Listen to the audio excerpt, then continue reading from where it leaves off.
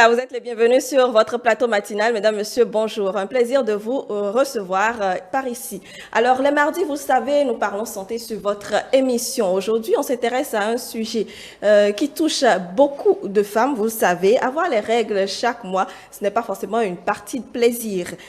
Au-delà donc de ces douleurs, de cette gêne qu'on ressent, que toutes les femmes ressentent d'ailleurs, beaucoup d'autres ressentent des douleurs atroces et souffrent donc énormément par rapport à cela. Aujourd'hui, nous parlons de l'endométriose. Quand la douleur se mensualise, vous pouvez nous appeler sur le 98 80 93 71, le 98 80 93 71 si vous voulez réagir, ou si vous avez des témoignages à nous faire partager, ou encore les envoyer sur WhatsApp au numéro le 55 01 82 91, le 55 01 82 91. Je suis déjà avec nos invités en plateau. Je voudrais vous présenter Émeric Okupeli, bonjour. Bonjour Bounel Adossi, bonjour chers amis téléspectateurs. Comment allez-vous?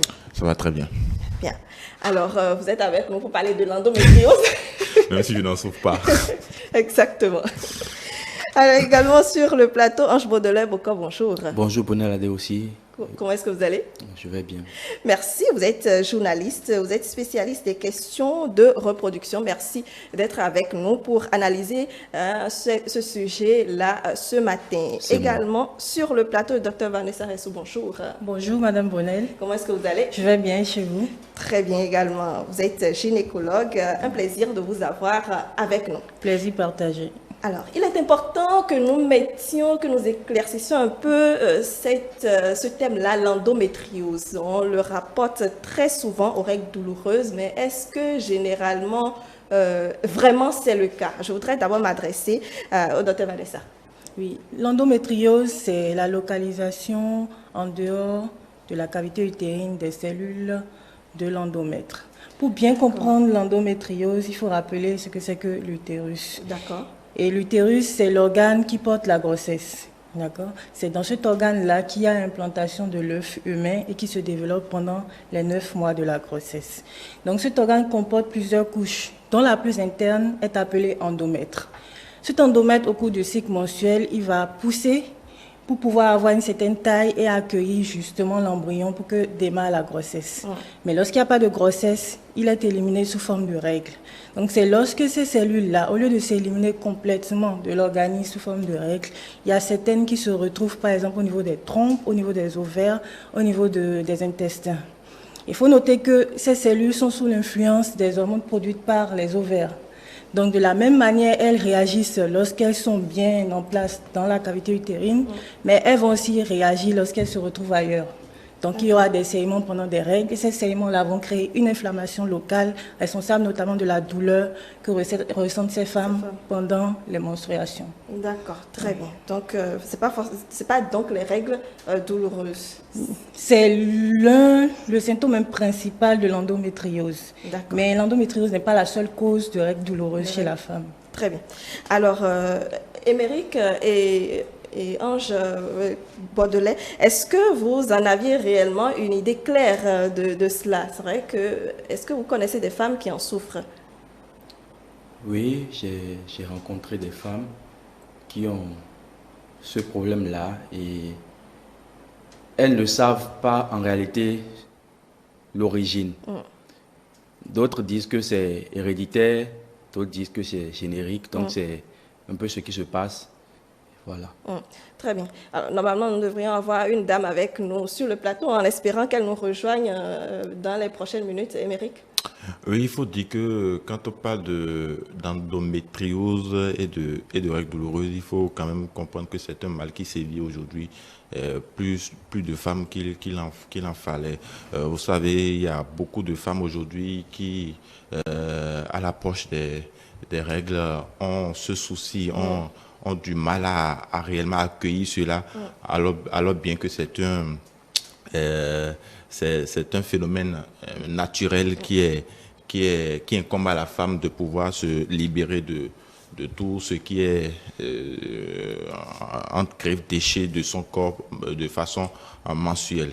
Donc je pense que c'est un mal qui sévit aujourd'hui. Je pense que ces téléspectateurs qui nous suivent souffrent énormément de ce mal. Alors, quand on parle de règles douloureuses, il faut déjà dire que vous l'aviez dit dans votre introduction, que c'est un phénomène qui est mensuel et qui vient chaque fois. Alors, en principe, les règles ne doivent pas être douloureuses si mes recherches sont bonnes. Les règles ne doivent pas être douloureuses, mais qu'est-ce qui cause réellement le mal? C'est la question qu'on se pose. Et pourquoi certaines femmes souffrent des règles douloureuses et d'autres, par contre, non. C'est aussi une question qu'on se pose. Je pense que le docteur Vanessa va nous éclairer par rapport à cela. Absolument. Alors, quand vous avez parlé de déchets, je suis sûre qu'elle n'est pas d'accord, encore moins, moi encore moins. J'ai mis ça en oui. Les règles, ce n'est pas des déchets, ce n'est pas quelque chose de sale.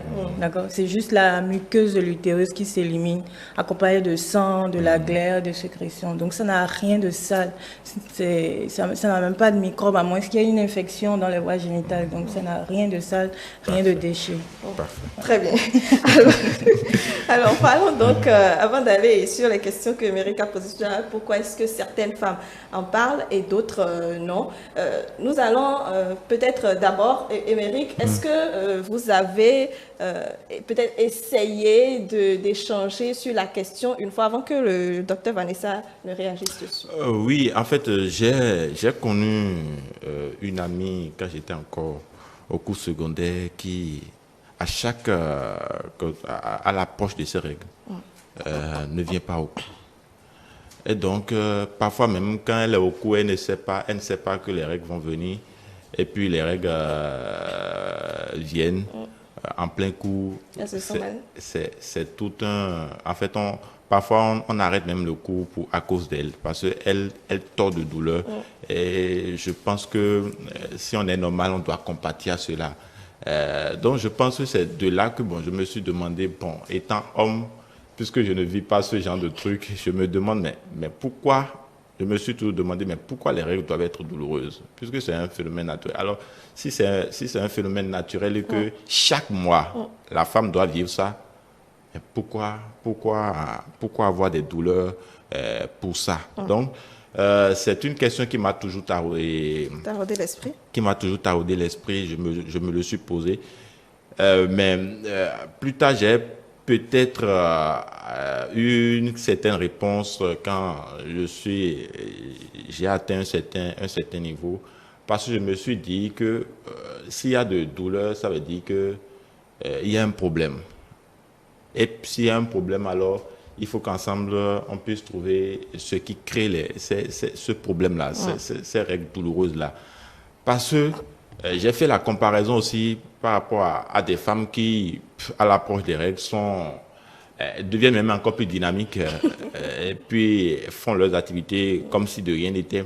Alors je me suis demandé si c'est une punition pour des gens, pour certaines femmes, comparativement à d'autres qui n'en souffrent, qui sont tout à fait normales. Je me suis posé toujours la question. Mais après, j'ai fait des recherches sur les règles douloureuses. Et on m'a dit par exemple que les règles douloureuses peuvent être un symptôme de l'endométriose.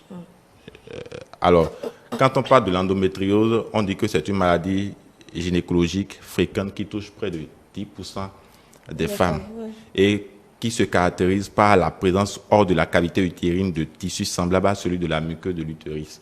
Alors, je pense que les téléspectateurs ne vont pas comprendre ce dont on parle, mais de façon terre à terre, je me pose, la question que je m'avais posée au docteur, c'est de quoi il s'agit concrètement.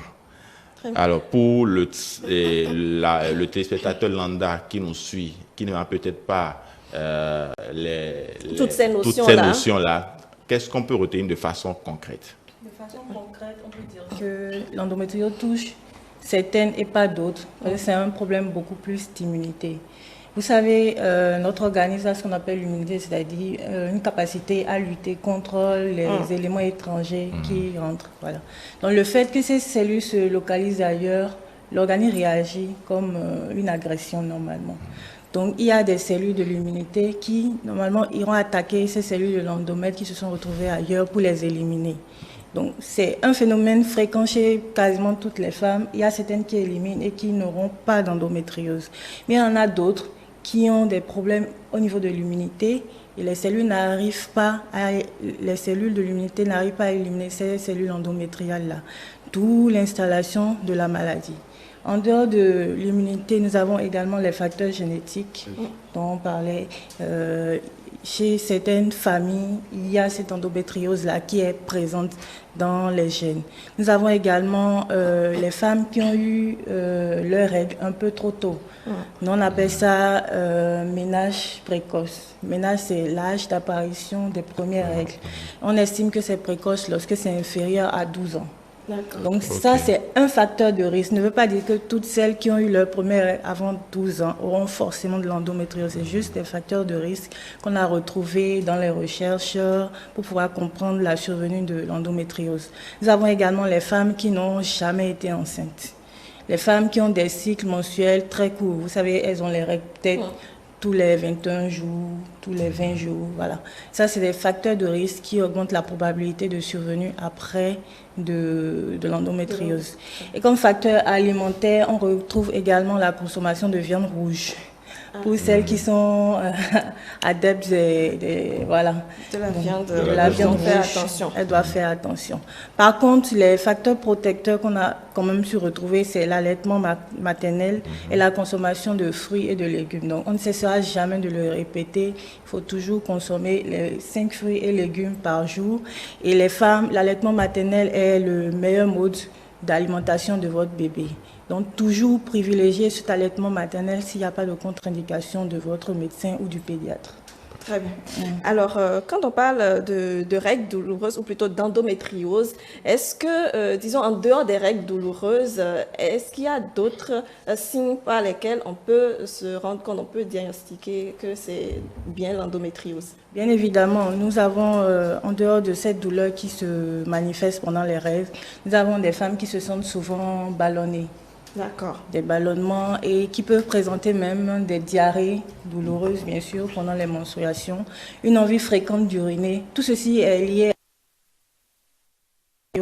au niveau des organes qui avoisinent l'utérus. Vous savez, la vessie se retrouve en avant de l'utérus et le rectum en arrière. Donc, si ces cellules-là viennent se retrouver entre l'utérus et le rectum, ça va irriter, créer une inflammation au niveau de la paroi rectale. Donc, elle aura tendance à avoir des symptômes comme la diarrhée, mais très douloureuse pendant les menstrues.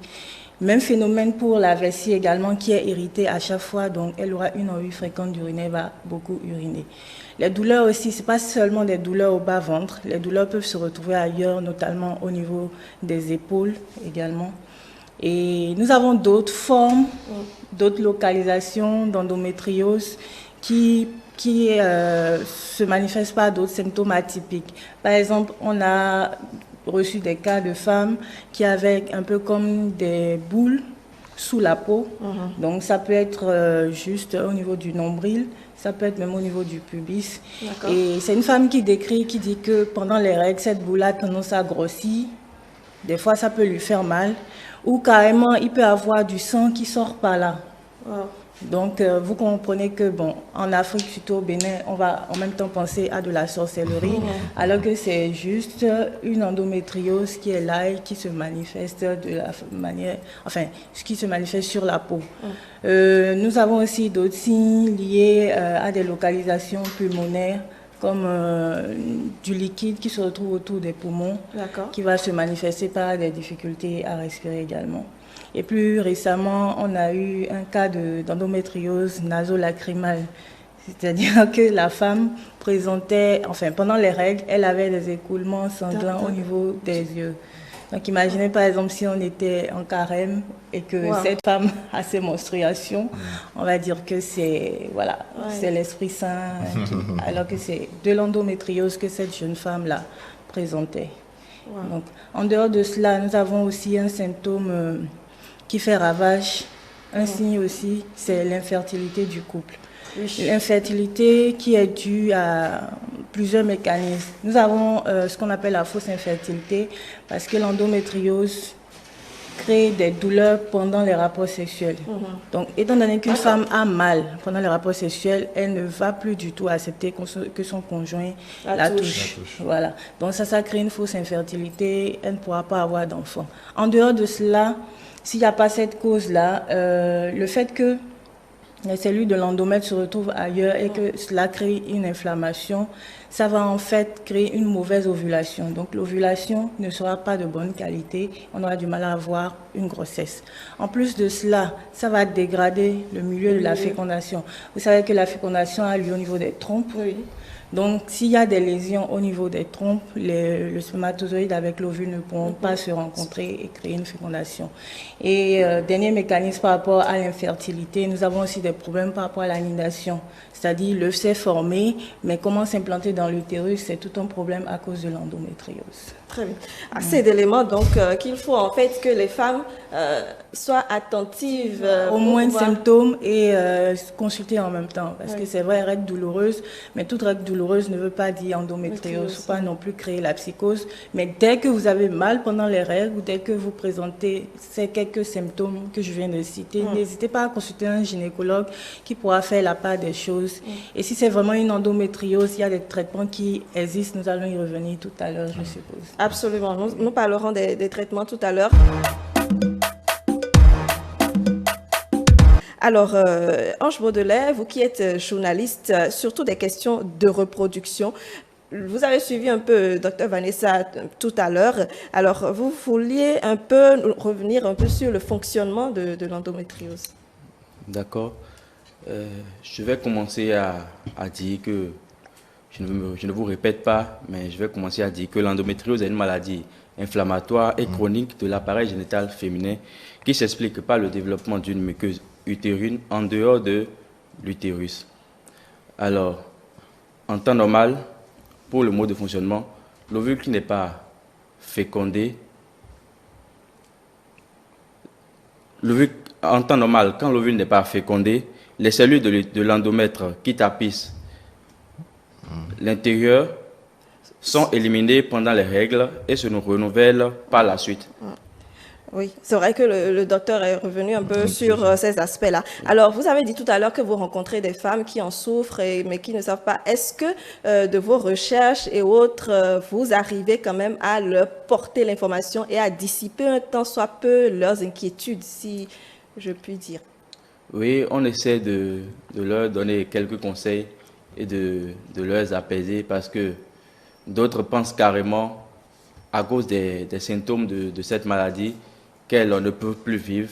Pour une femme déjà qui sait qui porte déjà cette maladie et sait qu'elle est incapable de concevoir, c'est toute une dépression qui fait qu'elle ne passe pas correctement sa vie et puis c'est un peu ça.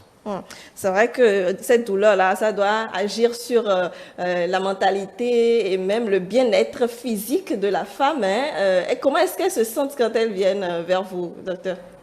Elles se sentent désespérées et surtout incomprises.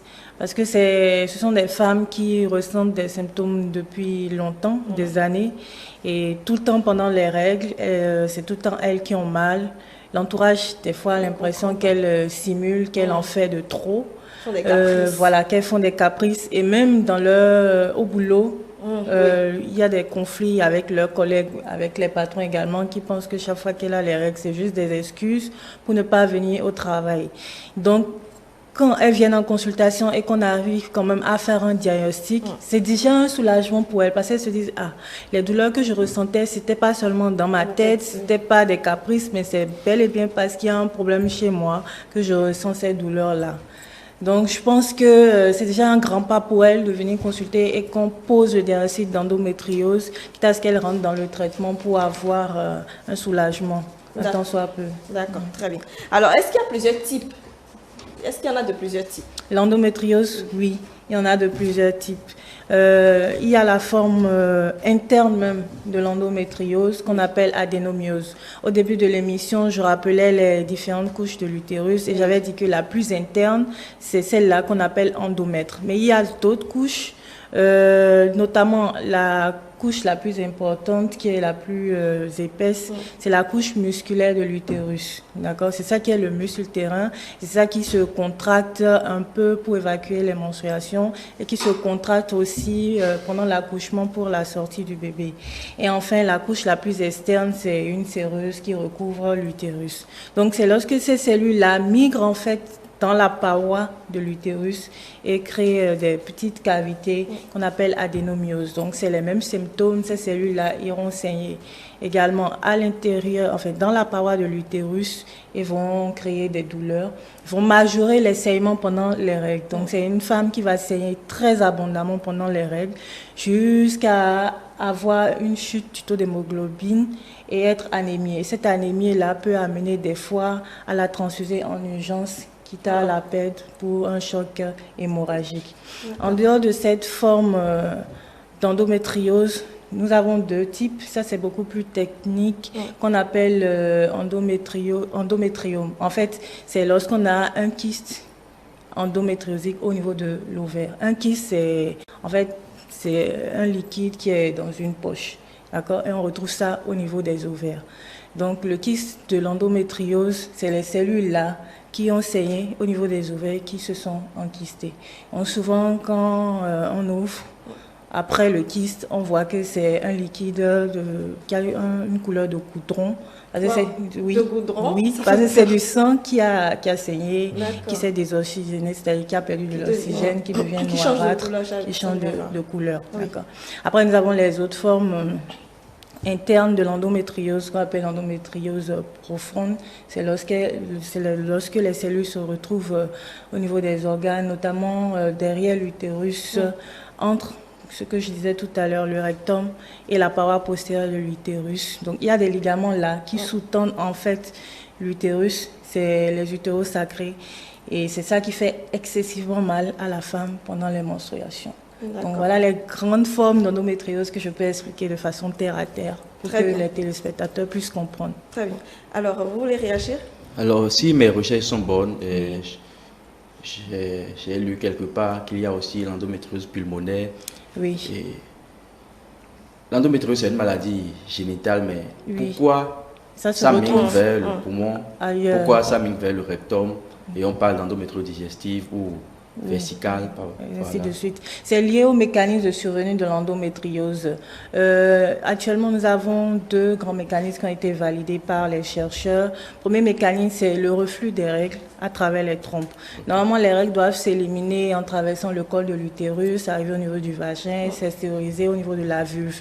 Mais des fois, ça prend pas le chemin contraire ça passe par les trompes. Voilà. Et vous savez, il y a une continuité entre la cavité de l'utérus et la paroi abdominale chez la femme, parce que les trompes, en fait, aboutissent au niveau de la cavité abdominale. Donc, ces cellules-là vont aller tomber au niveau de l'abdomen et créer des lésions. Deuxième mécanisme, donc ça s'explique pourquoi après ça se retrouve au niveau des intestins, au niveau de la vessie, parce que c'est déjà dans l'abdomen. Deuxième mécanisme, c'est lorsque ces cellules-là arrivent à se retrouver dans le sang. D'accord. Donc, vous savez, le sang, ça circule partout. Oui. Donc, du coup, si ça se retrouve dans le sang, ça peut alors se greffer dans les poumons, des fois au niveau du cerveau même, au niveau des yeux, au niveau des seins, au niveau de la peau, un peu partout dans le corps, ça peut se greffer et créer des lésions d'endométriose. Très bien, voilà. Alors, Émeric, vous avez réagi, vous nous avez raconté un peu plus tôt l'anecdote par rapport avec camarade. Mais justement, le docteur Vanessa disait qu'on pense que ces femmes-là font des caprices. Est-ce que c'était votre réaction également?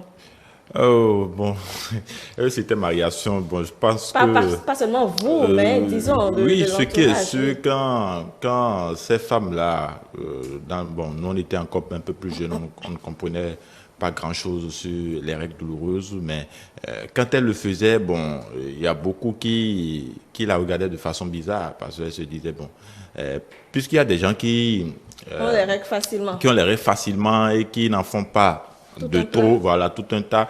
Mais quand il s'agit d'elle, chaque fois, toute la classe est alertée. Je vous ai dit tout à l'heure qu'on parfois on arrête le cours à cause d'elle parce que elle fait du bruit. Donc je me suis toujours dit, bon, est-ce que on va dire que les règles douloureuses est une maladie? Si c'est une maladie, alors pourquoi? Je pense que c'est ça que la gynécologue vient de dire. Mais en réalité, c'est un mal qui continue jusqu'à l'heure où nous parlons. Puisqu'il y a, vous avez dit tout ça tout à l'heure, ce n'est pas seulement que des règles douloureuses. Il y a parfois des gens qui n'ont pas les règles douloureuses, mais qui ont peut-être d'autres soucis. Et le souci que moi j'ai pu dénicher, c'est qu'il y a aussi une camarade qui, à chaque fois quand elle a ses règles, elle va aux toilettes plus de 4 fois avant que le cours de 2 heures ne finisse. Et je me suis toujours posé la question, mais dans mes recherches, j'ai découvert que bon, c'était parce qu'elle va changer ses... C'est ce que j'allais dire. Comment vous saviez qu'elle avait les menstrues? Parce que là, curiosité obligée. Donc, elle va changer chaque fois ses couches. Donc, ça veut dire qu'il y a une abondance de saignements. Donc, je veux aussi comprendre pourquoi parfois il y a des femmes qui ont, quand elles sont, comment dit-on, en menstru, ont une abondance de saignements que d'autres.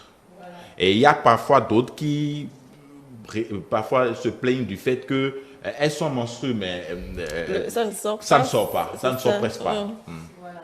Ça, c'est pas seulement lié à l'endométriose, il y a d'autres causes qui expliquent le fait qu'on ait des saignements abondants pendant les règles ou qu'on ait des règles qui ne sortent pas beaucoup, c'est-à-dire des saignements peu abondants. Pour les saignements abondants, nous avons la forme de l'endométriose que j'ai appelée adénomiose tout à l'heure, que j'ai expliqué. Et nous avons aussi la présence de fibromes utérins. Les fibromes utérins, c'est ces tumeurs bénignes-là que l'on retrouve au niveau de la chair de l'utérus. Donc, il y en a de plusieurs types par rapport à la localisation dans la paroi de l'utérus. Il y a des fibromes utérins qui poussent vers l'extérieur. Il y en a qui sont seulement dans le muscle utérin, donc dans la chair de l'utérus. Il y en a d'autres qui poussent vers l'intérieur, c'est-à-dire vers la cavité utérine. Donc, c'est ceux qui poussent vers l'intérieur, c'est ceux-là qui s'irritent beaucoup pendant les menstruations et qui augmentent le flux des règles pendant les menstruations. Voilà. Donc, pour celles qui ne saignent pas bien, ça, nous avons plusieurs causes. Je ne vais pas citer les noms techniques là, mais bon, de toutes les façons, devant toute anomalie des règles, le mieux c'est de venir chez le gynéco, il va vous interroger, il va vous examiner, il va vous faire une échographie et à l'aide de, s'il y a d'autres examens à faire, il pourra mettre un diagnostic sur votre mal et pouvoir le traiter. Alors, docteur, vous avez dit tout à l'heure, parmi les facteurs de risque de l'endométriose, vous avez cité quelques facteurs, mais il y a parfois aussi, on entend souvent que quand on est femme et quand on a déjà ses menstrues, il faut consommer moins de sucre. Alors, lors des menstrues. Oui, lors des menstrues. Oui, effectivement, il y a certaines qui ont fait la remarque que lorsqu'elles prennent beaucoup de sucre, beaucoup de boissons sucrées pendant les menstruations, qu'elles ont soit des règles plus abondantes ou soit elles ont une majoration des douleurs pendant les règles.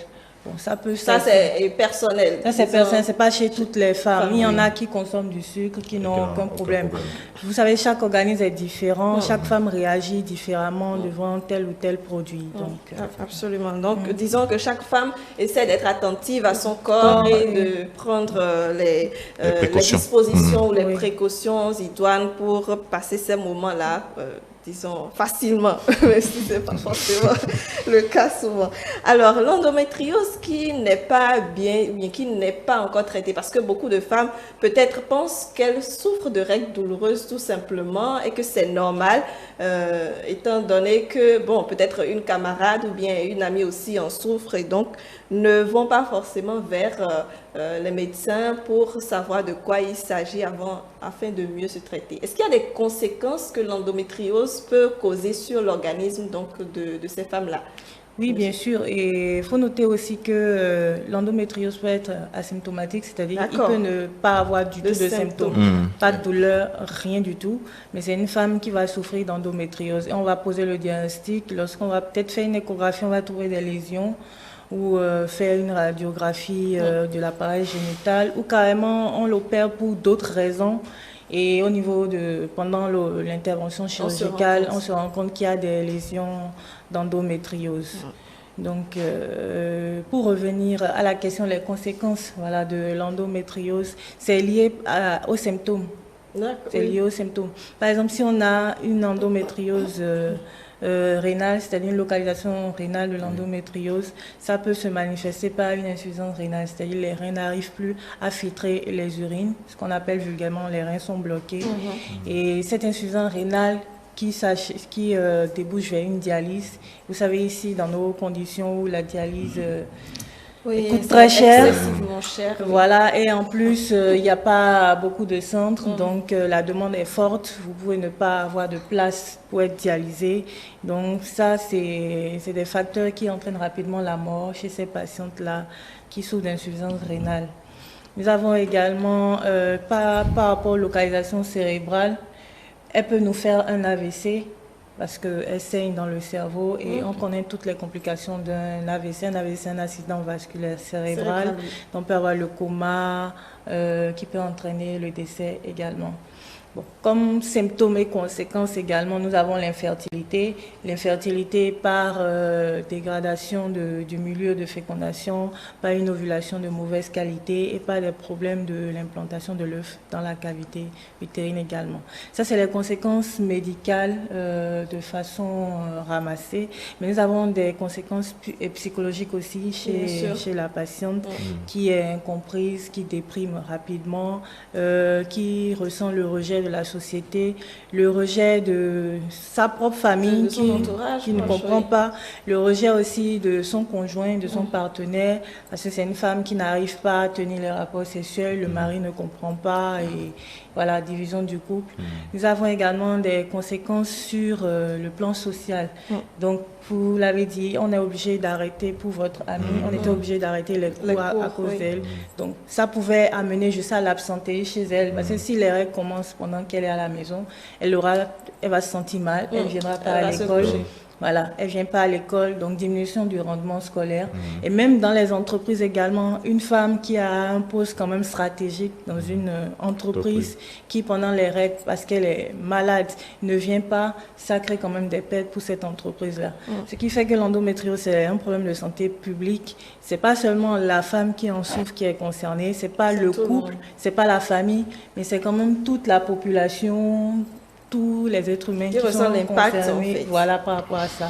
Parce que tôt ou tard, la conséquence de la maladie de cette femme-là, enfin, cette maladie-là peut avoir des répercussions sur votre vie plus tard, de façon indirecte. Alors, ça me fait penser à une question pour nos deux hommes, plutôt, en tant que peut-être que chef d'entreprise. Comment est-ce qu'ils réagiraient si peut-être 2 ou 3 de leurs employés, qui sont des dames, souffrent de cette maladie? Bon, peut-être aujourd'hui, vous en savez un peu mieux, mais si vous n'en savez rien du tout, comment réagiriez-vous, Ange? Alors, si je suis chef d'entreprise et qu'à chaque mois, 3 personnes doivent avoir ce mal-là, ben, ça ne peut pas aller. C'est pas évident que vous continuez comme ça. Non, parce qu'avec ça, moi, je n'aurai pas mes recettes. C'est ça. Une entreprise est faite pour rentabiliser. Exactement. Donc, elles doivent rapidement trouver une solution ou carrément laisser le poste. Voilà. Ce qui fait que voilà, nos femmes doivent être protégées. Parce que là, vous avez entendu clairement qu'il a dit que ce n'est pas possible, c'est inadmissible. Si elle n'arrive pas à trouver de solution, il faut qu'elle laisse le poste. Donc, vous comprenez, c'est injuste pour une femme qui n'a pas choisi d'être malade. C'est comme ça, elle souffre d'endométriose. Et juste parce qu'elle n'a pas choisi d'être malade, elle perd son boulot, elle aura du mal à vraiment travailler, alors qu'elle est peut-être même plus compétente que n'importe quelle autre femme que vous allez recruter dans votre entreprise. Donc, il y avait eu des doléances par rapport à cela. J'en profite encore, comme on est à la télé, on ne sait jamais. Si les autorités peuvent quand même voter une loi qui peut protéger ces femmes-là des abus, moi je trouve que c'est un abus.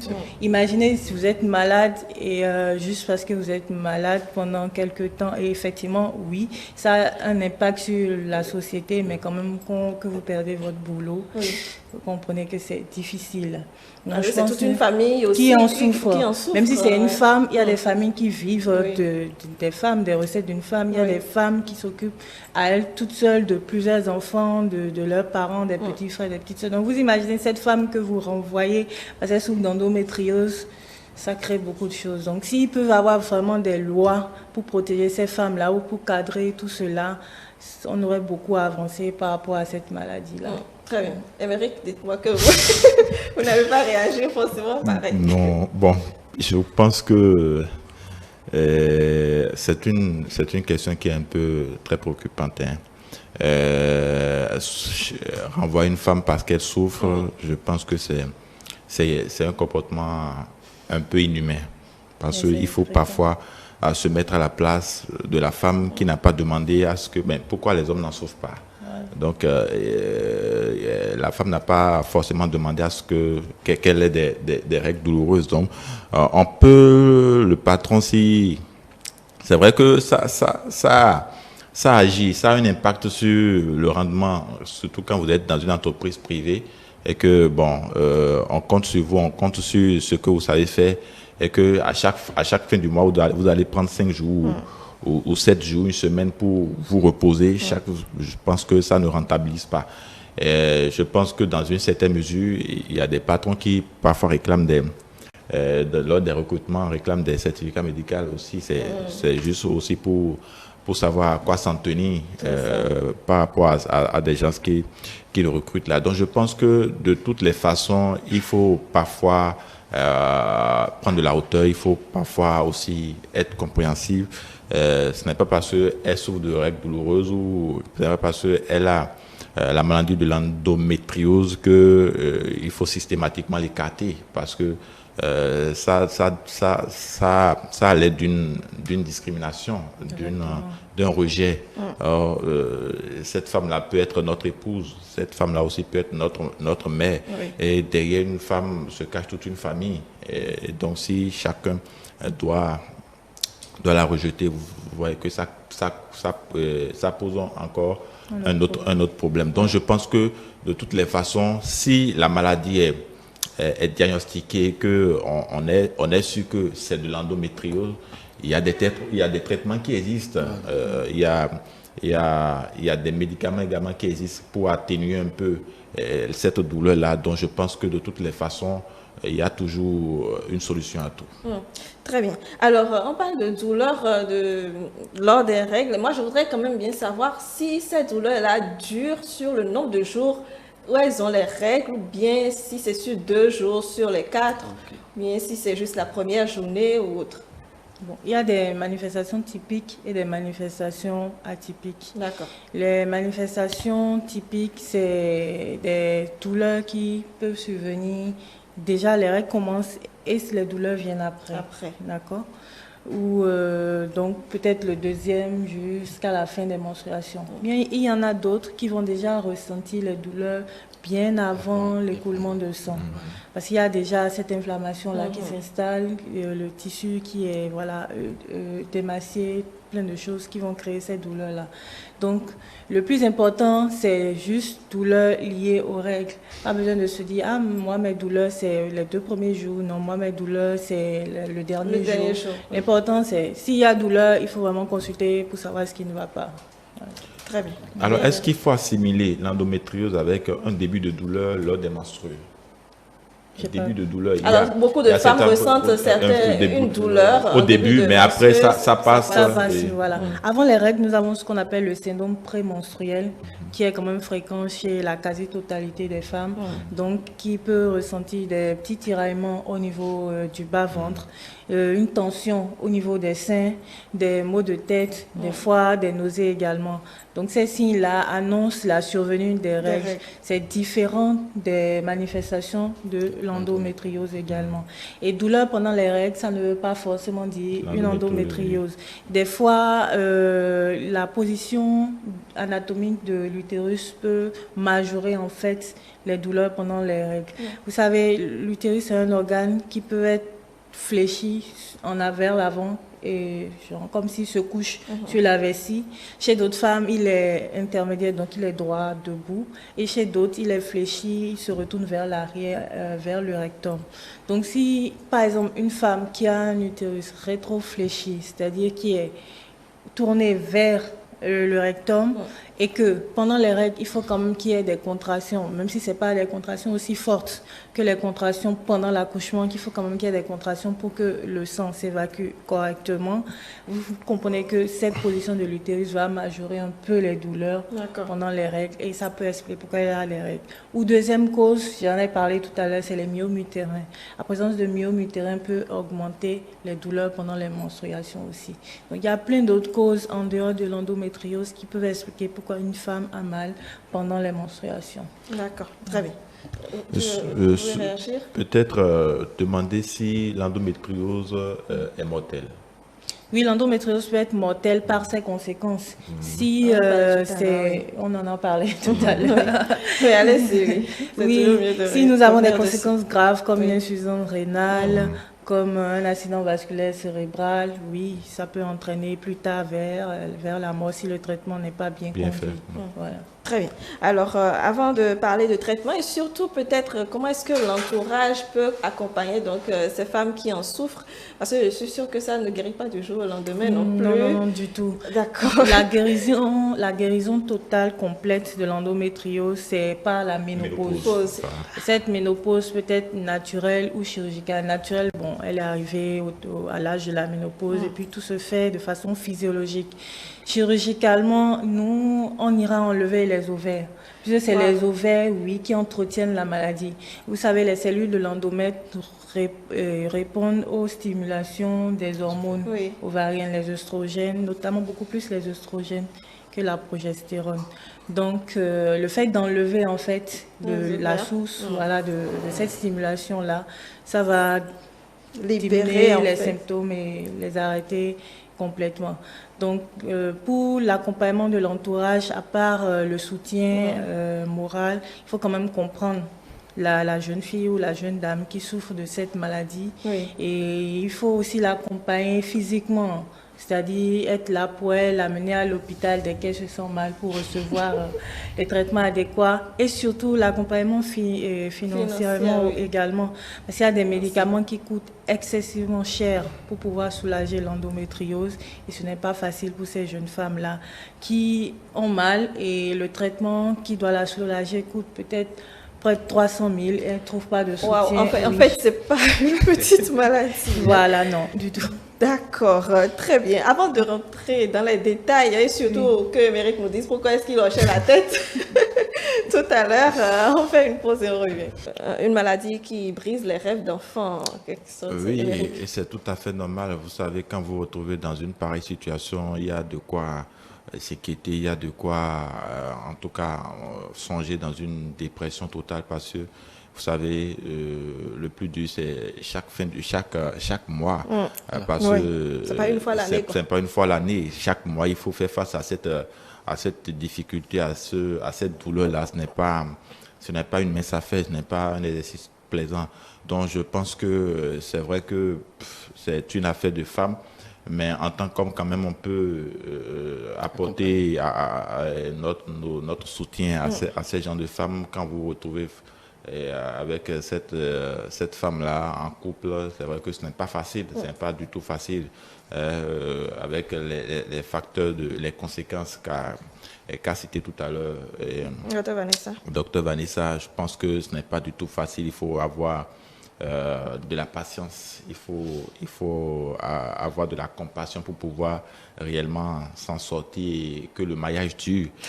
Oui, parce que c'est justement ça. Parce que bon, si vous le savez avant de vous engager, vous prenez vos jambes à vos coups. Voilà, vous prenez vos jambes.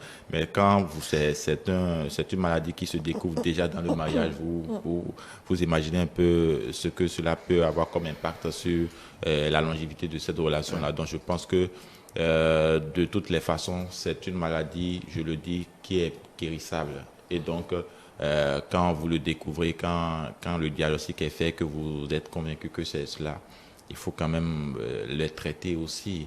Il faut dire également que le traitement aussi a un coût. Et puis quand vous avez hoché la tête tout à l'heure quand Dr Vanessa a énuméré un peu quelques prix par rapport aux médicaments. Le traitement a un coût et ce n'est pas facile de débourser près de 300 000 francs. Je pense que c'est pas moi ou pour guérir ça. Non, c'est pas pour guérir. En fait, le traitement qui coûte très cher, c'est le traitement hormonal. Étant donné que c'est une maladie hormonale, il faut mettre les ovaires au repos. Donc, pour mettre les ovaires au repos, on va donner des hormones à la patiente. Donc, ces hormones, c'est palier par palier. Il y en a qui sont des comprimés qui ne sont pas aussi chers que ça. Mais lorsque ça échoue, on est obligé d'aller à un palier plus élevé. Et là, c'est une hormone qui coûte très, très cher. Et souvent, c'est des injections répétées. D'accord. Donc, voilà, c'est des petits flacons d'injection. Il y en a qui peuvent se faire tous les mois, pendant 3 mois. Il y en a où, quand elle fait l'injection, c'est valable pour les 3 mois d'emblée. Voilà. Donc, c'est ce qui est valable pour les 3 mois d'emblée, qui est autour de 300 000 francs. D'accord. Voilà. Ouais, bon, au moins, vous investissez pour 3 mois. Non, c'est pas facile. Hein. C'est pas facile. C'est compliqué, et surtout avec la morosité qui secoue aujourd'hui. C'est pas facile du tout. Je pense que même au-delà de ça, même, il y a parfois des médicaments aussi qu'il faut prendre. Nous l'avons entendu tout à l'heure dans les coulisses où à chaque menstru, il faut prendre des comprimés, surcomprimés. Et ça, c'est un budget à part qui n'est pas inclus dans les dépenses du foyer. Donc, je pense que... ça doit être inclus, finalement. Bon, ça doit être inclus, mais bon, où est-ce qu'il faut puiser sur cette ressource-là pour pouvoir gérer ça? Donc, de toutes les façons, ce n'est pas facile. Ce n'est pas facile. Le souhait, c'est que on puisse l'éviter. Voilà, est-ce que c'est possible de l'éviter? C'est pas évident, parce que c'est notre corps qui décide. Bon, peut-être on va demander à Dieu de suspendre ça. Voilà. Il faut prier fortement. Ici, sous nos cieux, au Bénin, si je me retrouve dans un village quelque part au nord, par exemple, du Bénin, où on a cette jeune fille qui est, par exemple, cultivatrice, qui va au champ avec sa maman, ses frères et sœurs, qui chaque fois qu'il y a ses menstrues, n'y va pas. Vous imaginez un peu la répercussion, on va dire, toi, tu es une flemmarde, tu n'es pas une femme forte, tu es une capricieuse. Et c'est des personnes qui n'ont pas rapidement accès aux soins, n'ont pas la facilité d'aller à l'hôpital pour avoir des médicaments. Donc, vous comprenez que c'est une femme qui va souffrir le martyre en silence, toute seule, jusqu'à ce qu'elle peut-être développe une complication vraiment grave de sa maladie, pour laquelle les parents vont enfin se réveiller et maintenant l'amener à l'hôpital, quitte à ce que ça soit trop tard pour qu'on la prenne en charge. Donc, je pense qu'il y a un travail aussi qui doit être fait à notre niveau. C'est déjà assez louable et je vous remercie d'avoir initié cette émission par rapport à ce thème d'endométriose pour informer la population. La première des choses, c'est d'informer tout le monde. Même la jeune fille qui est dans un village où il n'y a pas de télévision, il n'y a pas de radio, d'arriver quand même à informer cette jeune fille-là qui a une telle maladie qui existe et qui a des moyens pour soulager son mal. Et je pense qu'on aurait vraiment évolué beaucoup au Bénin par rapport à l'endométriose. Après, c'est d'équiper nos hôpitaux des moyens techniques qu'il faut pour la prise en charge diagnostique. Parce que des fois, si on n'a pas... C'est compliqué Oui, c'est très compliqué de faire le diagnostic. Vous l'avez vu dans l'élément, elle a dit qu'elle a vu plusieurs médecins. Il y en a d'autres qui carrément lui disaient que c'était dans la tête. Parce que tu peux faire une échographie et ne trouver aucune lésion. Ça ne veut pas dire que la maladie n'existe pas. Il faut faire peut-être d'autres bilans, il faut faire d'autres types d'interventions pour pouvoir vraiment identifier la maladie. Alors, si on n'a pas ce matériel-là, on aura du mal à poser ces diagnostics-là. Et si on n'arrive pas à poser le diagnostic, on ne pourra pas mettre un traitement adéquat. Très bien. Alors, nous parlons de... Il y a une question qui m'est venue tout à l'heure, quand on parle de sexe dans le couple, étant donné que la femme qui en souffre n'est pas très portée vers le sexe, justement, ça crée un problème. Et Émeric le disait, la longévité du couple... Oui, ça crée une phobie de toute pénétration. Parce que vous imaginez, c'est des douleurs au niveau du bas-ventre qui se ressentent surtout au fond du vagin. Donc pendant le rapport sexuel, pendant le coït, pendant les va-et-vient, c'est comme si en fait on lui donnait des coups en fait dans le bas-ventre à chaque fois qu'elle a des rapports sexuels. Donc cette femme-là aura une phobie de toute pénétration. C'est différent de ce qu'on appelle vaginisme. Ça qui est lié à autre chose, qu'il y a une contraction vraiment réflexe des muscles au niveau du vagin qui empêche toute pénétration. Cette fois-ci, c'est une femme qui, dans la tête, elle ne peut pas admettre, elle ne peut pas concevoir que, voilà, elle puisse avoir un rapport sexuel avec un homme. Pas parce qu'elle n'en a pas forcément envie, mais c'est juste que, imaginez la douleur qu'elle ressent déjà, elle peut plus, elle ne veut plus y faire face, en fait. Est-ce que vous recevez des couples comment est-ce que, quel conseil vous leur donnez, en fait, finalement? Mais ça, c'est beaucoup plus parler au mari, parce que c'est une question de compréhension. Oui. La femme, nous, on va lui donner des médicaments pour soulager la douleur, lui parler pour la déstresser un peu, voilà. Mais il faut que l'homme aussi soit compréhensif, il faut qu'il soit patient. Il ne faut pas que les rapports sexuels soient classiques, voilà, ou bon, je ne veux pas frustrer les hommes qui sont sur le plateau, mais quand même, il faut de la compréhension, il faut de la communication, même dans le sexe. Il faut vraiment communiquer avec elle, il faut vraiment la mettre en confiance, il faut être très doux et il faut être très patient. Je pense qu'avec ça, ça peut aller pour un homme qui est vraiment amoureux et qui veut vraiment s'engager avec la femme qui souffre d'endométriose. Très bien. Alors donc, chers hommes, si vous vous retrouvez avec des femmes qui souffrent d'endométriose, vous savez quoi faire désormais. Il faut contrôler avant de s'y mettre. C'est pas la joie. Oui, c'est pas faux peut-être. Alors, parlons de traitement. On a commencé à aborder certains aspects, mais comment est-ce qu'on prend en charge la femme qui souffre d'endométriose? Le traitement de l'endométriose, c'est un traitement symptomatique. Comme je l'ai dit, le traitement radical, c'est la ménopause qui peut être naturelle ou chirurgicale. Donc, pour une femme qui a déjà fait le nombre d'enfants qu'elle veut, qui ne veut plus d'enfants, on peut lui proposer ce traitement-là, d'aller l'opérer et d'aller enlever les ovaires. Mais la difficulté, c'est chez les femmes qui n'ont pas encore d'enfants surtout et qui veulent quand même procréer. Voilà. Là, on est obligé de faire juste un traitement symptomatique. On traite juste les symptômes. Donc, si elle a mal, on traite la douleur. Et pour traiter la douleur, c'est les antalgiques qui existent palier par palier. On commence par le premier palier. Si la douleur ne se soulage pas, on passe au deuxième palier, ainsi de suite, jusqu'à aller même au troisième palier. Voilà. Donc, la particularité chez elle, c'est que dès qu'elle commence un traitement qui est nouveau, quelques instants plus tard, quelques jours, ça soulage. Pendant quelques mois, quelques semaines, le traitement la marche. Mais après, c'est comme si son organisme s'habitue à ça et ce traitement ne marche plus. Il faut encore revoir le traitement. Donc, c'est un cycle infernal pour elle. Et si on doit aller jusqu'au palier 3, qui met en jeu les morphiniques, la morphine qui est quand même une drogue, c'est une femme qui peut rapidement être dépendante à cette substance-là. Donc c'est compliqué à gérer tous ces traitements-là. Il faut vraiment l'encadrer à l'hôpital. À part la gestion de la douleur, c'est le traitement hormonal dont j'ai parlé tout à l'heure, palier par palier également, jusqu'à aller au plus cher si on doit en arriver là. Et c'est le traitement de l'infertilité surtout. Alors, pour le traitement de l'infertilité, nous avons des médicaments également qui peuvent résoudre le problème. Nous avons la chirurgie. Surtout la chirurgie la plus en vogue maintenant, c'est celle qu'on appelle la cœlioscopie. Donc, c'est une chirurgie à ventre fermé. Ce n'est pas une chirurgie où on va ouvrir le ventre comme une césarienne, non. En fait, on fait juste des petites incisions d'à peine 1 cm, vraiment tout petit.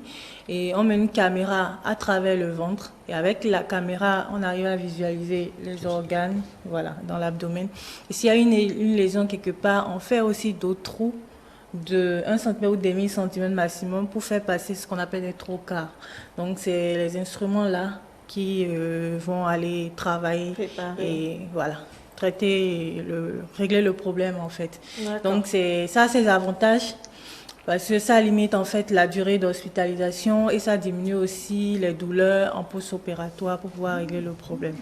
Ensuite, nous avons, pour finir, pour l'infertilité, les techniques d'aide médicale à la procréation. Donc, en fonction du cas et en fonction du couple, on peut recourir à une fécondation in vitro, à une insémination. Ça dépend de la symptomatologie du couple en fait. Donc, retenons que pour l'endométriose, c'est le traitement symptomatique lorsqu'on a une femme qui n'a pas encore d'enfant et qui désire avoir un enfant. Parce que les autres traitements, ce n'est pas n'importe qui également qui peut en bénéficier. Parce que vous avez donné l'exemple de la jeune fille qui va au champ là. Voilà. C'est pas évident. C'est pas évident pour elle. Bénéficier. Très bien. Alors, avant de poursuivre sur d'autres préoccupations que j'ai notées, le mot du jour, Émeric. Le mot du jour, c'est bien sûr règle. On parle d'endométriose, on parle également de règles dans le mot du jour. Et il faut dire que règle s'écrit avec R, E accent grave, G, L, E. Et puis c'est un nom féminin, on dit la règle. Alors le sens premier du mot règle, c'est un instrument allongé qui sert à tirer des traits, à mesurer une longueur, etc. On parle parfois de tracer des liens à la règle avec une règle. Très bien. Le sens numéro 2 du mot règle, c'est ce qui est imposé ou adopté comme ligne directrice de conduite, formule qui indique ce qui doit être fait dans un cas déterminé, un ensemble de règles par exemple. Et les synonymes sont loi et principe. Alors le troisième sens du mot règle, c'est selon les règles, dans les règles, comme cela se doit, comme il se doit.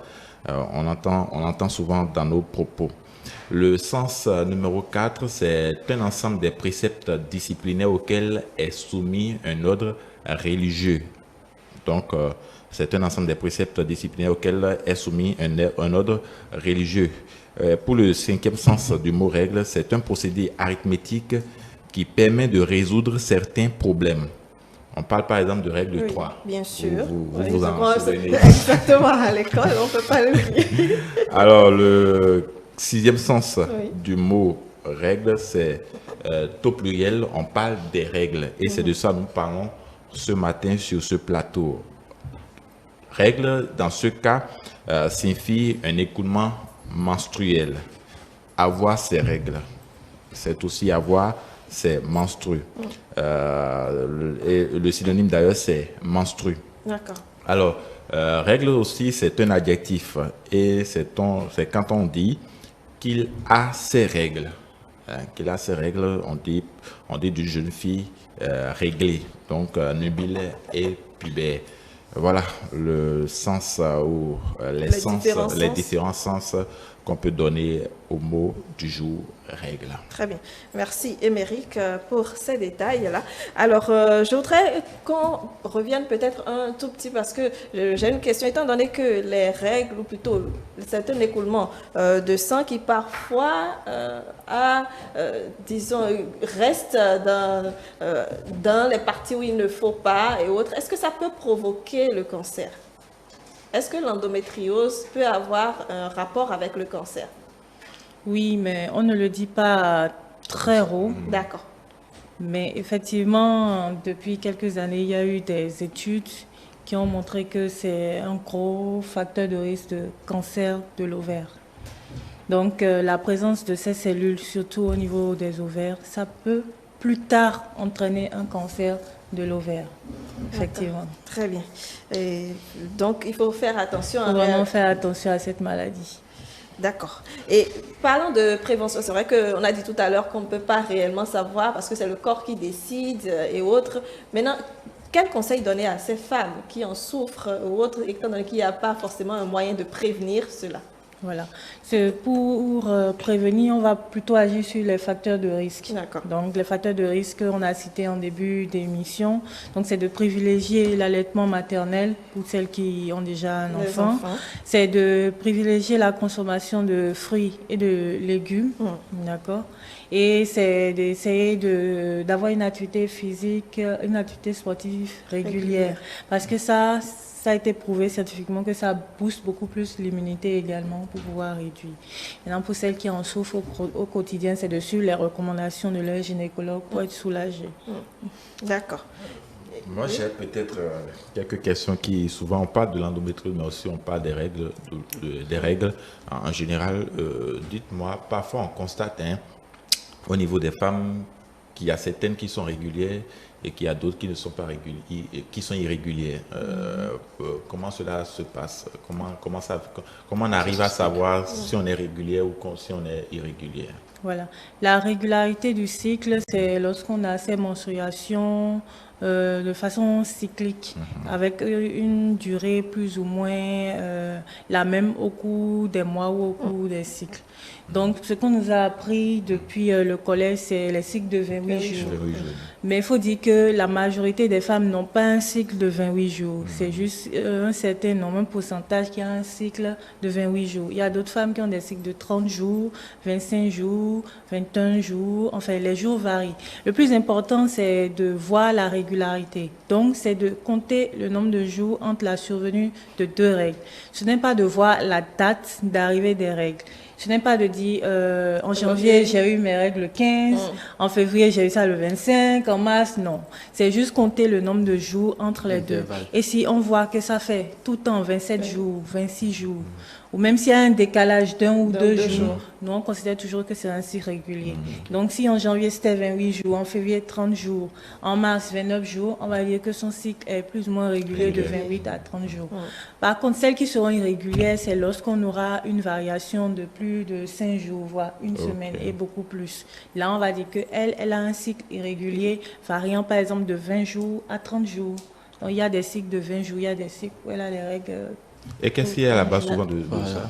Voilà, ça c'est carrément toute la gynécologie que vous abordez, parce qu'on a des causes au niveau de l'utérus, on a des causes au niveau des ovaires, on a des causes centrales qui viennent même au niveau du cerveau, au niveau des hormones que sécrète une glande au niveau du cerveau qu'on appelle hypophyse. Donc les causes sont diverses et variées.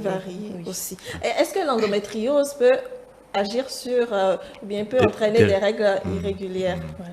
L'endométriose, il peut avoir aussi des saignements en dehors des règles, ce qu'on appelle des spottings, ou qui vont perturber en fait le suivi de son cycle. Elle ne saura pas si c'est des règles ou pas. Bon, est-ce que ça crée des règles irrégulières? Bon, vu qu'on ne sait pas trop, vu qu'elle n'arrive pas à déterminer si c'est des menstruations ou des saignements en dehors des règles, oui, elle peut dire qu'elle a des règles irrégulières. Très bien. Alors, j'ai aussi une autre question. Combien de jours d'une une période menstruelle normale? Ah non, il n'y a pas de normalité en fait. Il n'y a pas de normalité. Le plus important, c'est la régularité du cycle en fait. D'accord? Comme je l'ai dit, il y en a qui ont 28 jours, il y en a qui ont 25 jours.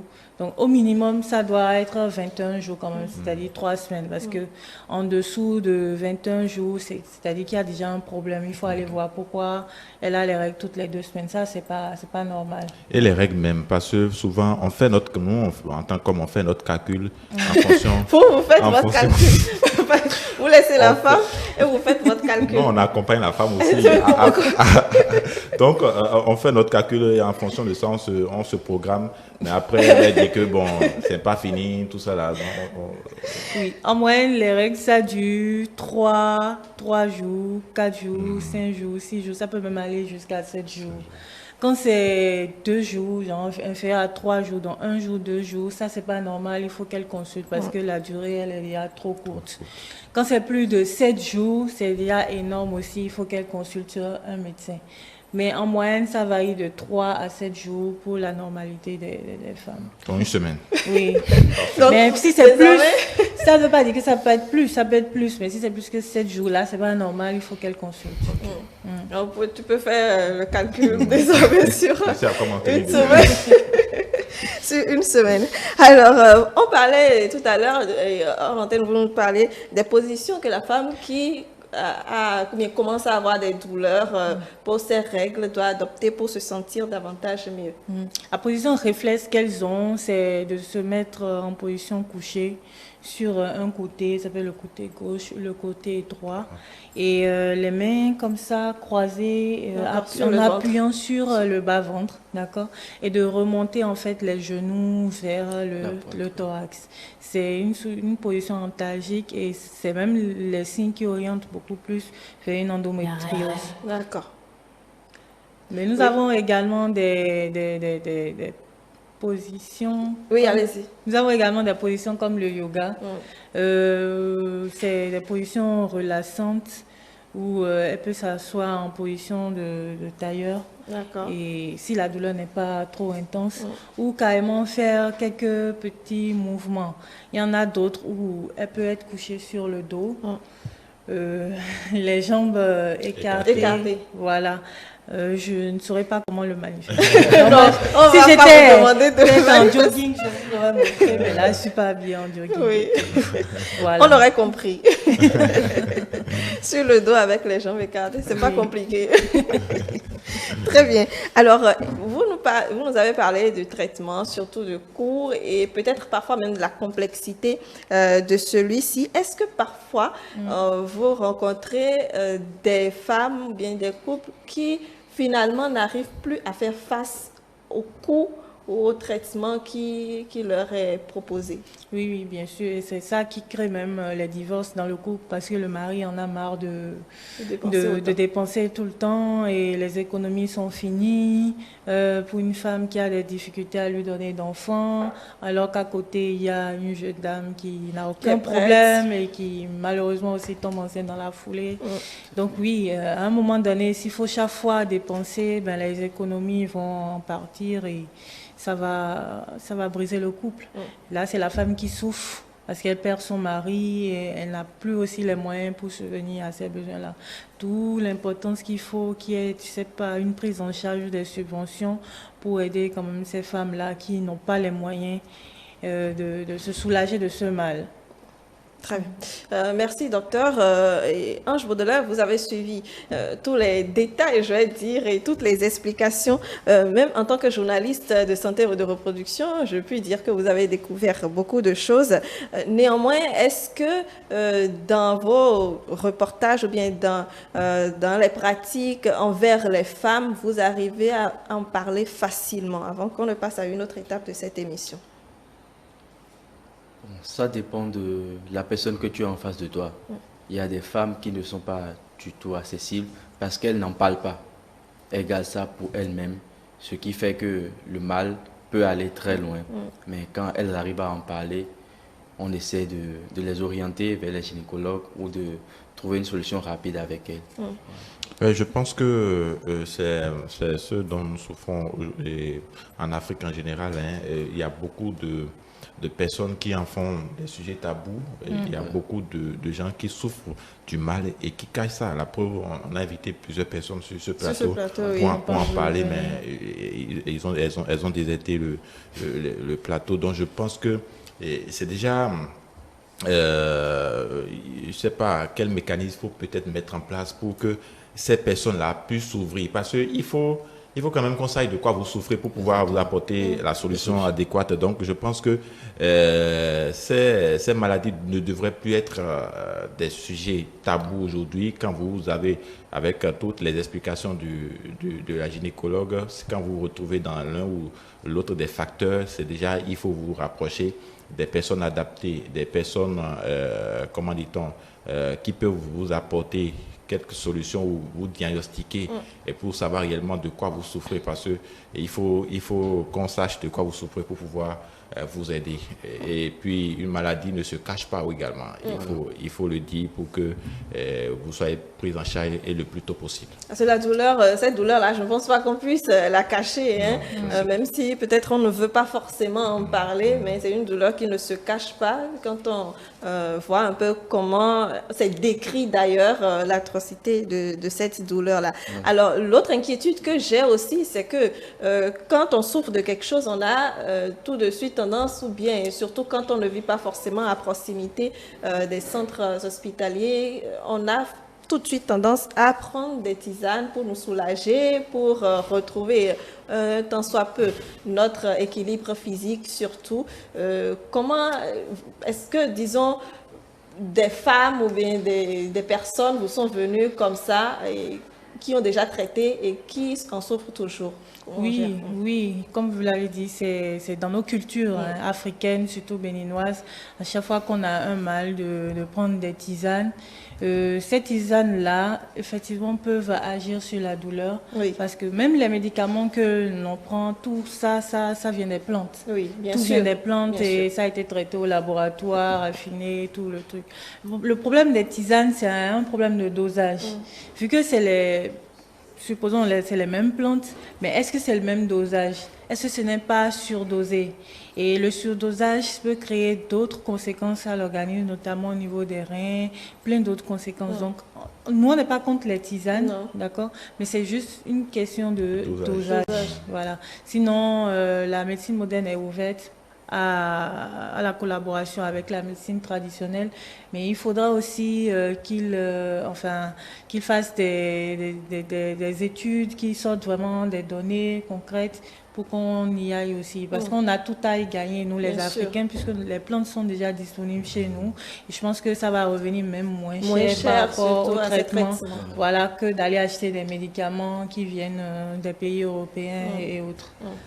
Très bien. Merci beaucoup. Nous allons nous apprêter pour recevoir Nafissatou sur le plateau.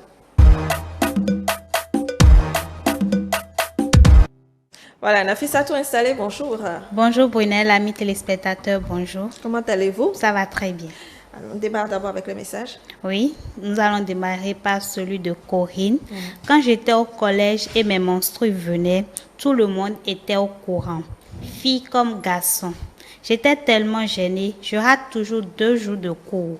Quand la chance me sourit et je trouve ça à la maison, je ne venais plus à l'école. Mais quand je trouve ça à l'école, j'ai du mal à rentrer. Je roule au sol toute la journée. Je prends des injections et tout ça. Ça se calme, mais ça ne part pas. D'accord. Quand elle était au collège, ma préoccupation aurait été de savoir si aujourd'hui ça va peut-être un peu mieux. Est-ce que ça peut aller avec cette douleur? Est-ce que ça peut évoluer dans le temps et aujourd'hui elle devrait se sentir mieux? Non, pas forcément, pas spécifiquement. Au contraire, plus elle avance, plus d'autres lésions risquent de s'installer. Donc non, pas du tout. D'accord. Donc on peut que la traiter jusqu'à la fin. Oui.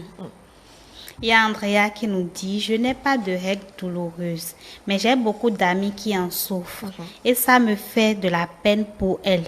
Quand ça commence, je sens vraiment qu'elles souffrent, mais je n'arrive pas à me mettre à leur place car je ne sais vraiment pas comment tout ça se passe. C'est vrai que quand on est à côté de personnes qui souffrent autant, on ne sait plus trop comment réagir pour les soulager un peu. Et... Moi, je pense que déjà un simple mot, ça va déjà les soulager. Oui, je comprends ta maladie, même si je ne souffre pas de la même maladie, mais j'imagine ta douleur. C'est quelques jours, ça va passer. Prends les médicaments, repose-toi, fais une bouillotte. Voilà, ces petites attentions-là, ça peut déjà les aider au quotidien à mieux s'en sortir. D'accord. Très bien. Beaucoup disent que quand on enfante les règles douloureuses, stop. Ce n'est pas toujours vérifié. Beaucoup de jeunes filles souffrent et c'est la seule solution que répètent certaines personnes. N'y a-t-il pas d'autres solutions plus fiables, Anna? Bon. C'est une question. C'est une question s'il n'y a pas d'autres solutions plus fiables par rapport aux règles. Il faut d'abord identifier la cause des règles douloureuses. Si c'est une endométriose, c'est de faire une bonne prise en charge. Et si c'est une autre maladie également, c'est de bien traiter. Donc la solution, c'est de consulter pour avoir un diagnostic et se faire traiter correctement. Mais avoir un enfant ne stoppe pas forcément les règles douloureuses. Non, du tout pas. Par exemple, si c'est une endométriose, ça ne va pas stopper les règles douloureuses, même après avoir eu un enfant, non. D'accord. 2 ou 3 jours avant les règles, je vais prendre une injection. Et tout au long des jours qui vont durer les menstrues, je suis à l'aise. Si jamais je ne prends pas d'injection, c'est foutu. La douleur est insoutenable et comme je sais déjà, je ne me laisse plus surprendre. Gloria. D'accord. Bon, ça c'est Ça, quelqu'un c'est- qui prévient quelque peu déjà la douleur qu'elle aura. Mais c'est bien, au moins là, elle se connaît déjà et elle arrive déjà à gérer la douleur de la maladie. Mais ce n'est pas le cas pour toutes les femmes, hein. Il y en a, même si elles prennent des injections, elles auront toujours autant mal. Donc c'est beaucoup plus une chance pour elles d'arriver quand même à mieux gérer la douleur en prévenant pas ces injections-là. Très bien. Nous allons poursuivre avec la pensée. D'accord. La pensée du jour, qui est d'ailleurs de Jessica Langedique, c'est un extrait de son propos tiré d'un article. Les gens ne comprennent pas qu'avec l'endométriose, c'est tout le corps qui souffre. Il y a si peu de connaissances et pourtant 10% des femmes en souffrent. Les gens ne comprennent pas qu'avec l'endométriose, c'est tout le corps qui souffre. Il y a si peu de connaissances et pourtant 10% des femmes en souffrent. Très bien. Alors, avant que Dr Vanessa ne réagisse, peut-être Ange, sur cette pensée de Jessica Langedique. Je vais commencer à dire que du moment où nous avions plusieurs formes d'endométriose, c'est normal que tout le corps souffre. Parce que si elle a une endométriose digestive, elle aura mal au niveau des rectums. Si elle a une endométriose pulmonaire, elle aura mal au niveau de ses poumons. Si elle a une endométriose de profondeur, c'est les lésions carrément et c'est tout le corps qui souffre. Voilà. Donc, c'est normal, mais bon, c'est vrai que beaucoup, comme on l'a dit, ne comprennent pas forcément Amérique. Oui, en fait, je pense que quand je me réfère à cet extrait des propos de l'auteur, je pense que quand on parle de l'endométriose, le docteur l'a dit tout à l'heure, la gynécologue l'a dit tout à l'heure, c'est tout le corps qui est allaité, c'est tout le corps qui est en souffrance. Et donc, quand vous êtes à côté de ces genres de personnes, d'une façon ou d'une autre, ça vous touche également. Et puis, vous partagez plus ou moins cette douleur-là. Donc, je pense que il faut quand même puisque c'est un mal qui existe, dont on est conscient, il faut quand même qu'on puisse trouver des solutions adéquates pour pouvoir, ne serait-ce que l'éradiquer. Je ne sais pas si c'est possible, mais bon, trouver quand même des solutions, puisque aujourd'hui, ce n'est plus seulement une maladie, comment dit-on, qui est légion du côté de l'Occident, non, en Afrique et même à côté de nos Bénin, les gens en souffrent. Donc, quand il faut quand même qu'on puisse trouver des solutions moins coûteuses, oui. Voilà, des solutions moins coûteuses et aussi des traitements qui sont adéquats. Oui. Docteur Vanessa. Oui, effectivement, l'estimation, c'est de 10%, oui, de la population. Mais bon, ici, chez nous, on n'a pas vraiment de chiffres, même si actuellement, il y a des études qui sont en cours pour pouvoir avoir un chiffre au Bénin. On n'en a pas encore. Tout simplement parce que il y a aussi des formes asymptomatiques dont j'ai parlé. Oui. Il y en a qui en souffrent, qui ne présentent aucun symptôme, donc ça va fausser en fait les statistiques. Maintenant, pour mieux soulager les patientes, en dehors de cet accompagnement, de cette prise en charge financière et tout, des lois pour protéger les femmes qui travaillent, il faut aussi financer les travaux de recherche. C'est pas seulement dans les pays développés qu'on a des chercheurs compétents, même chez nous au Bénin, il y a la compétence chez nous au Bénin. C'est juste le plateau technique qui fait encore un peu défaut. Donc si on peut financer la recherche scientifique chez nous, en collaboration, pourquoi pas avec les praticiens aussi, on peut quand même aider nos populations africaines et même trouver un remède que l'Occident viendra racheter chez nous. Et ça va faire développer encore plus notre pays, le Bénin. Très bien. Nafissa? Quand on parle d'endométriose, beaucoup pensent déjà au bas-ventre. Or, quand une partie du corps souffre, c'est forcément tout le corps. Donc, c'est ce que c'est de nous dire Jessica. Nous allons poursuivre avec l'histoire. Oui. Entre légendes populaires et croyances diffusées par des médecins, les règles ont fait couler beaucoup d'encre dans l'histoire de l'humanité. Certains de ces mythes ont vu le jour dans l'Antiquité et ont participé à construire un tabou encore à l'œuvre aujourd'hui. La découverte majeure reste celle du gynécologue japonais Kusaku Ojino en 1924 qui met en évidence La loi d'Ogino précisant la date d'ovulation entre le 12e et le 16e jour après le début des règles. Cette découverte changera alors la vision des menstruations par les scientifiques. Durant l'Antiquité, les femmes utilisent par exemple des tampons faits de bandes de coton, de lin ou de laine enroulés autour d'un morceau de bois ou des bâtonnets ouatés pour absorber le sang des règles. Au terme de chaque cycle d'ovulation, si l'ovule n'a pas été fécondé, l'utérus expulse la muqueuse destinée à accueillir l'embryon. Cette muqueuse appelée endomètre est donc évacuée par le vagin sous forme d'écoulement sanguin, ce sont les règles. Cet écoulement dure en général 3 à 7 jours selon les individus. Au Moyen-Âge, les femmes ne portaient ni protection ni sous-vêtements, leurs jupons faisaient l'affaire. À son époque, les femmes utilisaient les linges comme des sortes de culottes qu'elles mettaient la journée pour absorber. C'était des linges spécifiques qu'elles n'utilisaient que pour ça. Parfois, les femmes faisaient même bouillir leur linge dans des marmites pour bien les laver. Les règles ont pour rôle de marquer le début d'un nouveau cycle mensuel chaque mois. Si la rencontre entre le spermatozoïde et l'ovule n'a pas lieu, les règles surviennent car ton corps doit évacuer les surplus d'endomètre créés durant le cycle précédent. En 1800, des sacs de chiffons précurseurs des serviettes hygiéniques font leurs apparitions.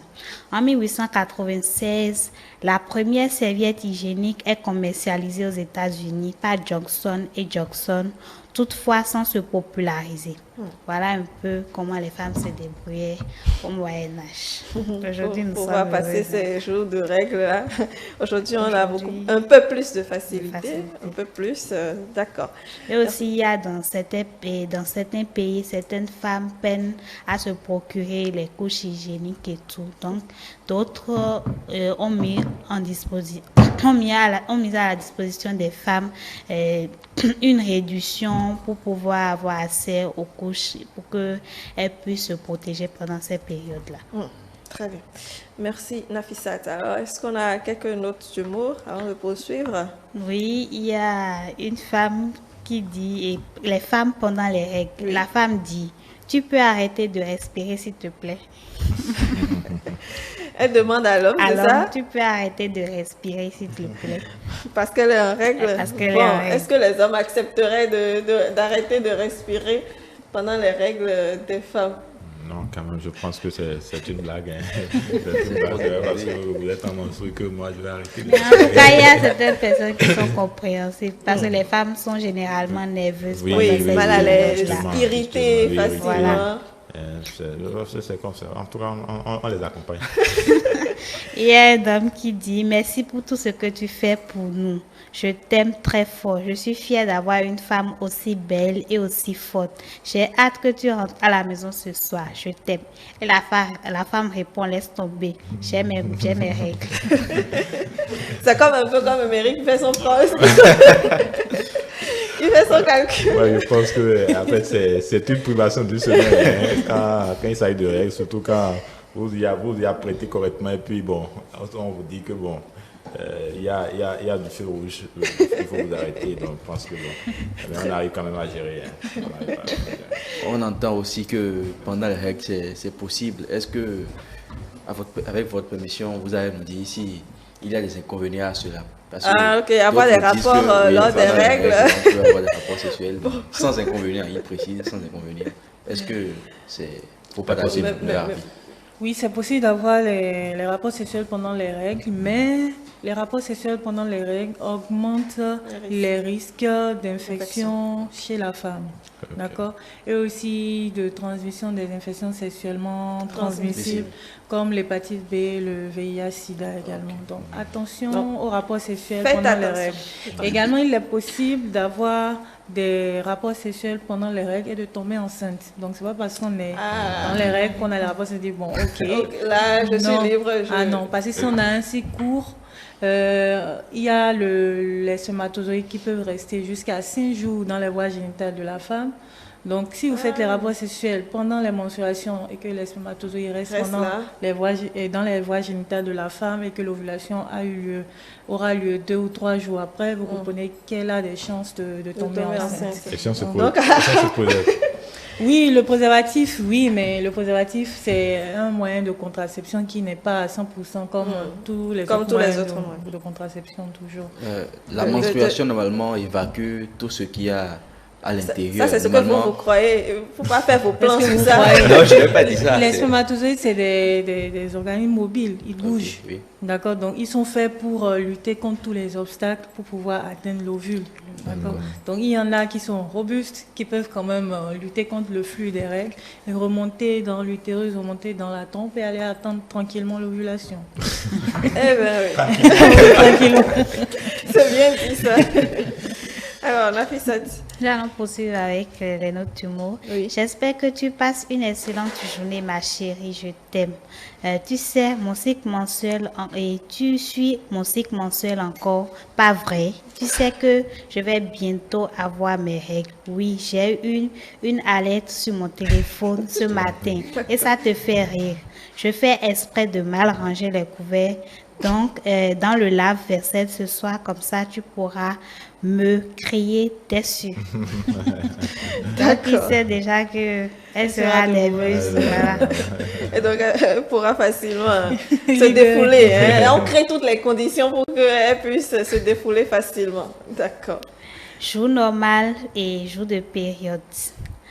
Pendant les jours normaux, tu te sens jolie, cheveux impeccable, tu veux faire du sport, tu es bien droite, jolie culotte, et pendant vos jours de menstruation, tu as les migraines, pas le temps, tu te sens vieille, moche, et impossibilité de faire du sport. Mais ce n'est pas toujours le cas.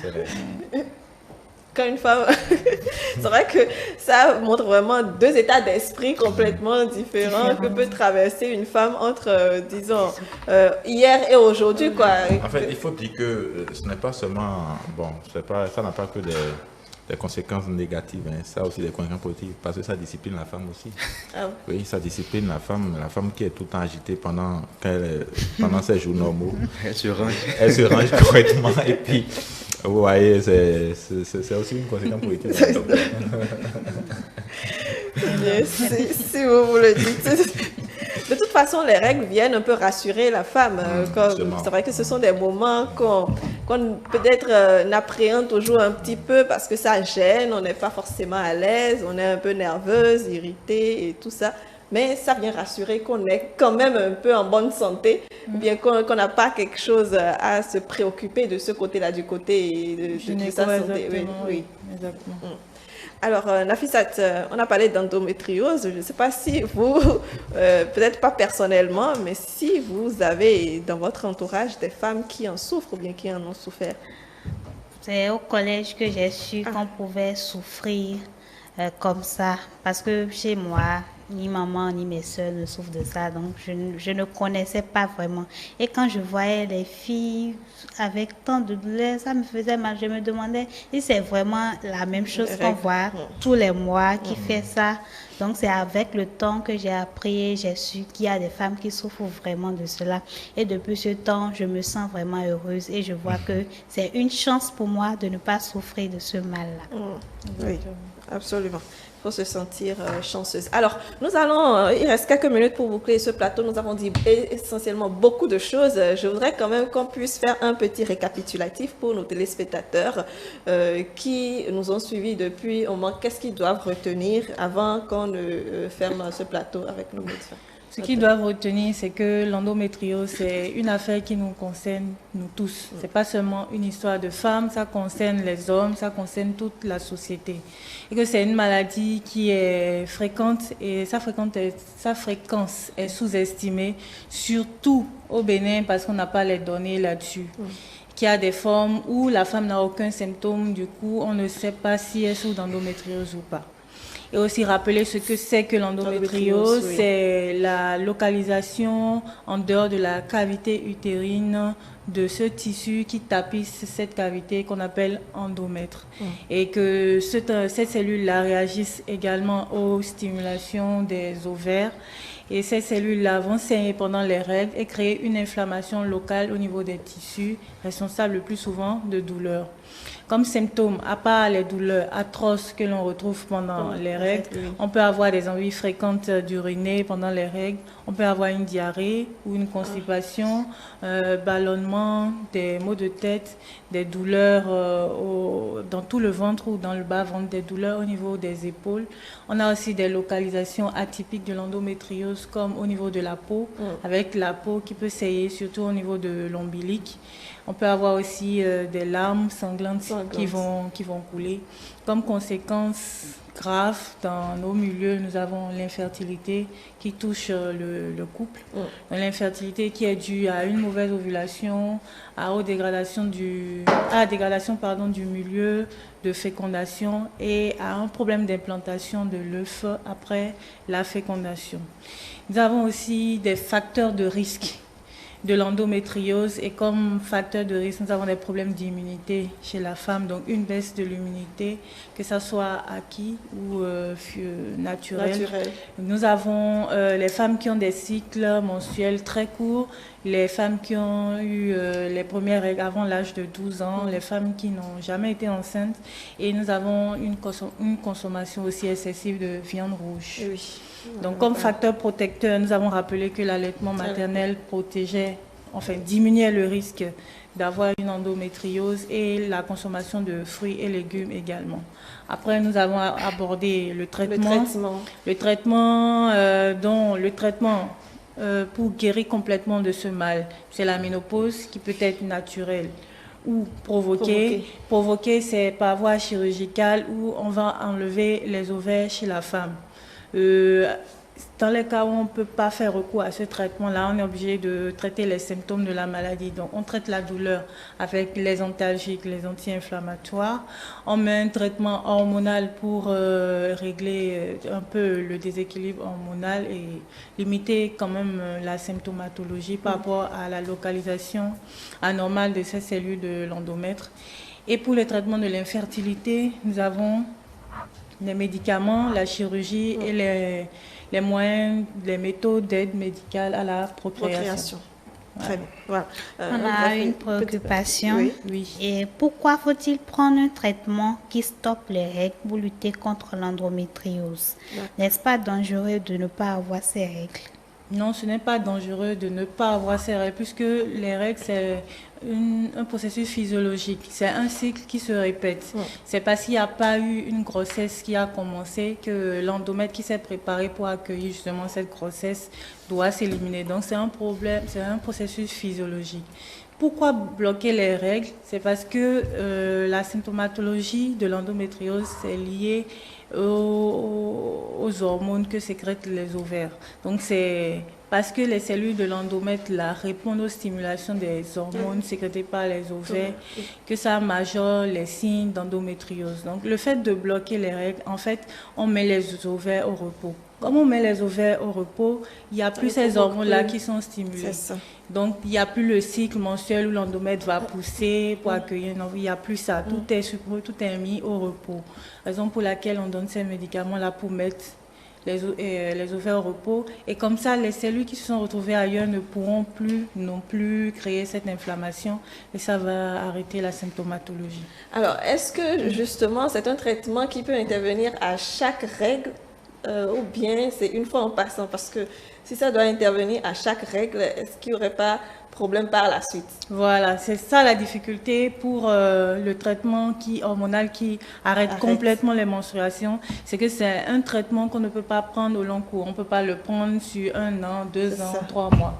Parce qu'après, ça peut créer d'autres conséquences, notamment au niveau des os. Notamment l'ostéoporose. En fait, le fait de bloquer complètement les règles et de créer comme une ménopause chez la femme, au bout de 6 mois, on a une augmentation du risque que le calcium qui s'accumule au niveau des os s'en aille et puis ça fragilise les os Et ça peut créer des fractures même sans qu'il y ait un traumatisme violent. Donc, à cause de ces effets secondaires de ce traitement-là, on ne peut pas le prolonger sur une longue durée. Donc, on est obligé de le faire pendant un temps et de dire à la femme, on ne peut plus continuer. Les règles vont revenir, on va essayer de gérer la douleur, gérer les saignements, gérer tout ce qui ira avec pendant un temps, quitte à ce qu'on puisse reprendre le traitement après la période de repos, en fait. Donc, c'est un cycle infernal pour toutes les femmes qui en souffrent. Très bien. Alors, une dernière question avant le mot de fin. Est-ce que, parce qu'étant donné qu'on a parlé de l'allaitement maternel pour les femmes qui souffrent de l'endométriose également, est-ce que lorsqu'on souffre de l'endométriose, on tombe enceinte facilement? Non, non. L'endométriose est l'une des grandes causes d'infertilité. Donc, ça limite en fait les chances de concevoir. C'est ça le véritable problème avec l'endométriose. Donc, il y a encore tout un traitement à faire par rapport à l'infertilité. Est-ce qu'il y a des chances que ça se transmette de la maman à la fille? Oui, puisqu'il y a des facteurs génétiques. Donc, oui, malheureusement, elle peut transmettre à sa progéniture. Très bien. Alors, dans 5 minutes, nous allons boucler, nous allons devoir rendre l'antenne. Un mot de fin pour nos amis téléspectateurs. Je démarre avec Ange. L'endométriose ne doit plus être un tabou et ça ne doit plus être uniquement l'affaire des femmes parce que les hommes aussi doivent les accompagner. Elles ont besoin d'attention en ces moments et pour ceux qui travaillent dans les entreprises privées, que les directeurs d'entreprise essaient de voir avec elles parce que ce mal n'est pas volontaire et ce qui se passe, elles seules peuvent l'expliquer. Merci Ange Baudelaire. Émeric? Oui, je pense que pour ceux qui souffrent de ce mal, il faut déjà qu'ils soient sûrs qu'il s'agit bien sûr de l'endométriose et ça passe par la consultation, le diagnostic, donc aller voir un médecin pour pouvoir être sûr que c'est de l'endométriose qu'il s'agit et dès qu'il s'agit de ça, il n'y a pas de panique, il faut demander conseil pour pouvoir mener des traitements adéquats pour pouvoir éradiquer ce mal. Donc je pense que c'est une maladie qui existe et aussi il faut quand même qu'il s'ouvre au médecin, qu'il explique réellement ce dont il souffre pour pouvoir être traité. Très bien. Nafisat? Il faut toujours soutenir ceux qui sont à côté de nous, qui en souffrent. Il ne faut pas laisser toujours des mots doux pour les amener à surmonter cette période-là. C'est vrai qu'on ne sait pas ce qu'ils ressentent vraiment, mais il faut de temps en temps se mettre à leur place pour pouvoir leur dire ce qu'il faut pour les soulager. Et aussi les hommes, c'est le moment de faire de petits cadeaux à ces femmes-là, d'être tendre avec elles et ne pas être nerveux. Il ne faut pas qu'elles soient nerveuses et vous aussi vous soyez nerveux. Donc, quand deux nerveux sont ensemble comme ça ne donne rien. Donc il faut être tendre avec elles, il faut les soutenir, les encourager et tout. Merci Nafisa, je vous dis merci. Vanessa. Oui, vous avez déjà presque tout dit. Moi, j'ajouterais juste que de façon générale, il faut consulter son gynécologue une fois par an, même si tout va bien. D'accord. Parce que vous pouvez souffrir d'une maladie, ne pas avoir de symptômes et c'est après avoir été chez le médecin qu'on vous apprend que vous souffrez de telle maladie, notamment l'endométriose.